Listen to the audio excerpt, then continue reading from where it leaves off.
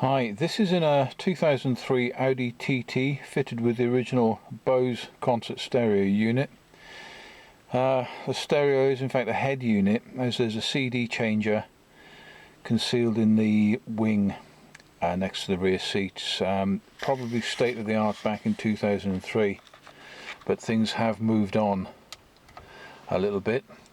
The new radio which I want to put in is an aftermarket radio, and it's just a cheap one from Audi, but it's got things such as phone connections, hands-free, USB insert, oh god, and there is a CD input.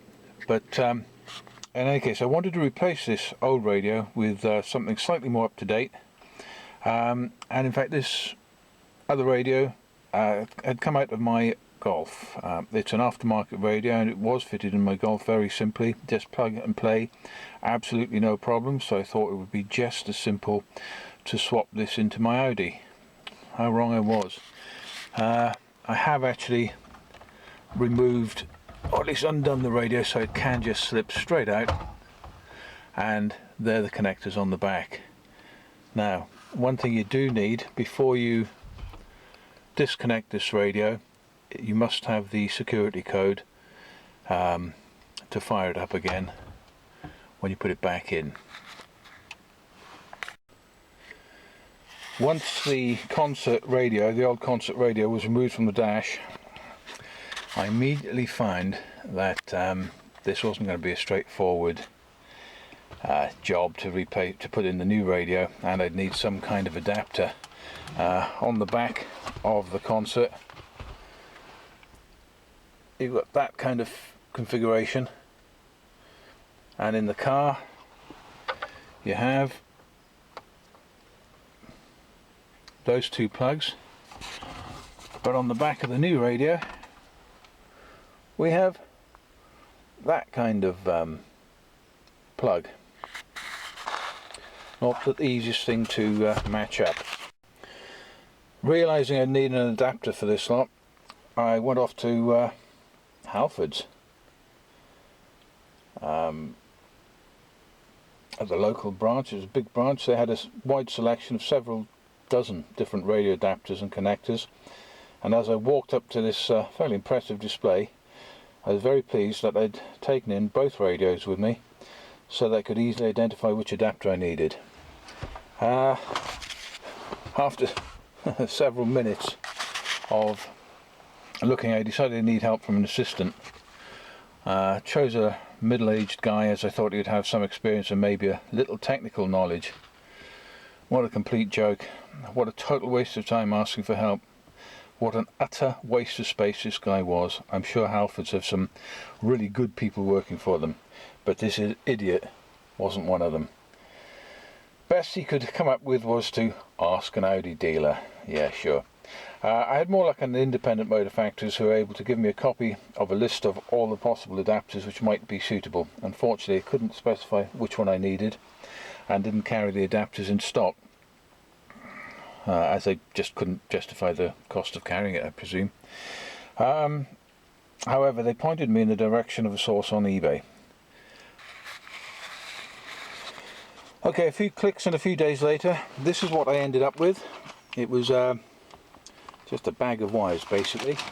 However, when we open it up, we have got what is called an Audi A3, A4, A8 TT CD radio wiring loom harness, half amplified PC9/401, and a PC590, which included the PC9 401 Audi rear amplified ISO adapter, a load of wires and connectors, and a PC590 aerial signal amplified adapter. Basically, radio connector, aluminium tube, and a wire. The PC9401 is simply the bunch of wires with 4 different colour and size connectors, which enable the outdated Audi stereo to be replaced with an aftermarket stereo with more standard ISO connectors. And the PC590 aerial signal amplifier is the signal booster for the radio receiver. Fairly straightforward, that. Unfortunately, this is all you get. No instructions, no wiring, no nothing. On the eBay listing it says it will plug directly into the car radio and is plug and play. Well, yeah, it does plug straight in, but no, it doesn't play, at least not in this particular case. So I connected the wires up, the red one and the little black ISO connectors into the back of the radio. The big black multi-block into the little one, don't know if you can see that, from the car, and the other red block to the other odd black connector from the car loom, but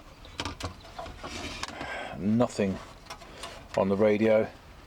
Obviously getting some power. No, nothing. If we remove the front panel,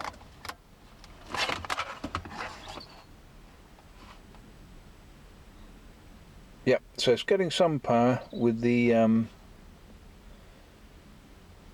security LED flashing away quite happily, but nothing else. Put the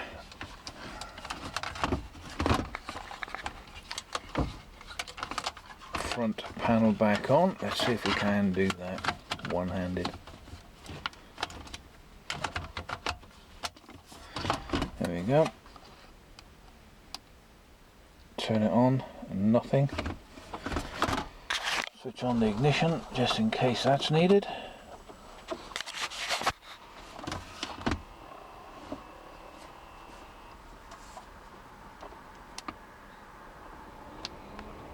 Nope, nothing. Absolutely nothing on that. Right, okay. Okay, thankfully the new radio had sort of wiring diagram on the back telling me all where the wires went and what have you in all the connectors. Quite useful if you could understand it, as did the old concert radio from the original concert radio from the Audi. I've got to say, although some of these wires still remain a bit of a mystery to me. Now, I tried following the wiring diagrams from there to the new radio, and I found a set of connectors which enabled the radio to work. I think it's working properly. However, if anyone knows any better, please let me know. So originally the adapter has a red wire from the black block, this red wire here, going into the large black double ISO connector. The red wire has a bullet connector halfway along. However, I find that this red wire actually needed to deliver power to the radio, and this is needed to be connected to the yellow wire. Now, the yellow wire in the black block has 2 yellow wires coming out of it. One is a half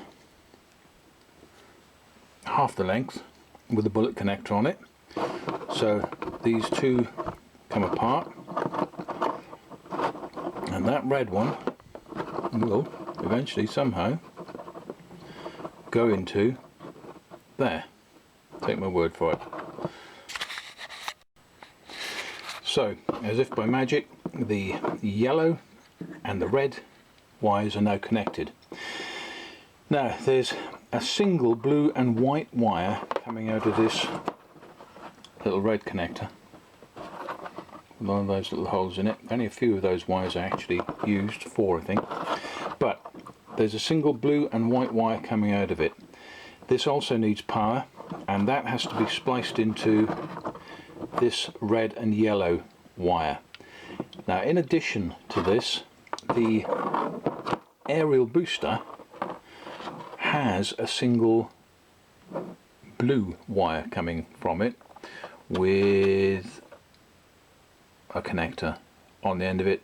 Now I'm sure this would actually fit into one of these connectors somewhere and somehow, but the easiest way for me to do it, to be honest, is just to splice that in with this other blue and white wire into this red and yellow wire. Now I'm going to do that. I'm going to cover it in some shrink tube as well to make sure it's a good fit. I'm going to solder it just to make sure. Right, there you go. As if by magic, once again, it's all done. I hope you can see there that you've got a yellow wire, well, the half yellow wire coming out of the big double black connector, joining up with the red wire to the small black ISO connector.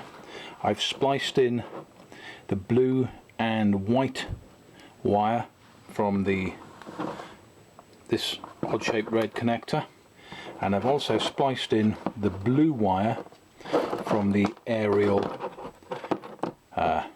signal amplifier. Now theoretically this should have power, and all the power is connected up. Theoretically it may even work. Let's go and see. Right, okay, let's see what we can do now that we've got this all connected up. So into there we're gonna have all this connecting up. Right, I'm going to connect the new radio up to that and see what happens. Right, okay, so we've got adapter connected to the old wiring harness, and then the adapter going into the back of the radio, aerial lead here, plugged in, connected up. Okay, let's see what happens. And we switch on. Oh, welcome.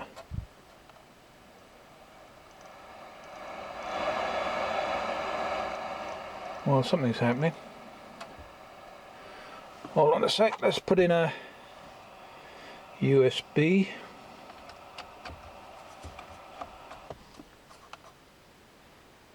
That's working.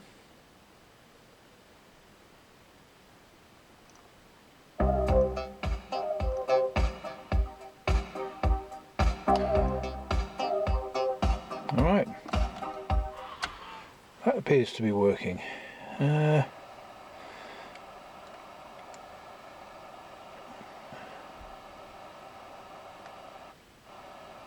Actually, right, we don't know what that is.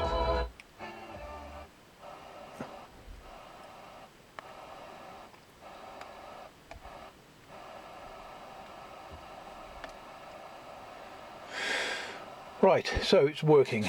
If we the ignition is currently off. Now all I've got to do is slide it back into the mount. I've got two little side pieces, once again from eBay, to go in the side there to tidy up the radio installation, and I've got the security tray on the radio there, which I shall put in. Right, I shall do that now. Okay, so the aftermarket radio's in. I haven't yet put in the little side bits to neaten it up, but the radio's in. Problem is with the USB piece there, it doesn't allow the cover to close really. Oh, I guess it does, but there you go, and it will open. Oh, but it switches the radio on. Right, okay, so switch it off, goodbye. Okay, put the ignition on. He says, looking for the key. It does appear that it retains all the memory That's ignition on. Ignition doesn't have to be on to run the radio. Put it on. Go straight back to where it was. USB.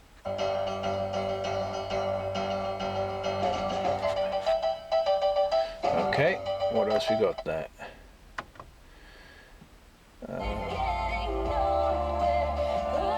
Radio, USB. That's the only auxiliary. It would play the CD if we had one in. Right, okay, so it seems to work. Quite pleased.